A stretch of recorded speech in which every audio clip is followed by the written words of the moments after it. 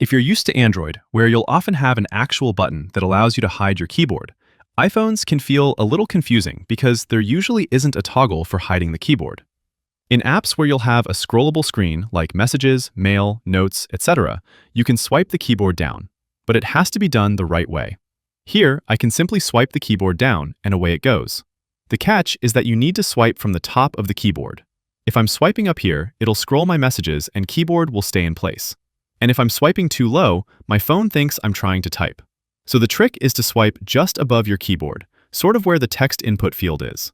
Something like the Notes app behaves the same way. Swipe up will just scroll the note, and swiping too low will hit the keyboard. The space just above the keyboard is the sweet spot. Some apps are easy, and the keyboard automatically goes away when you interact with another part of the app.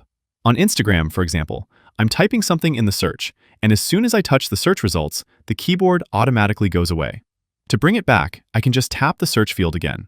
A lot of apps will also put the keyboard away when you hit the bottom right Done key. I can hit that magnifying glass and the keyboard goes away. If I'm in Safari, it's a similar process. If I activate the address bar, I can get out of this view by either tapping the X in case I just want to stay on the same website. Or, if I've typed something and I'm ready to go, I'll hit the return key and the keyboard goes away, giving me a full screen browser to look at. So, it's a bit of app dependent, and I can guarantee you'll get used to it after a while. Click the like button if this helped, and subscribe for more guides like this.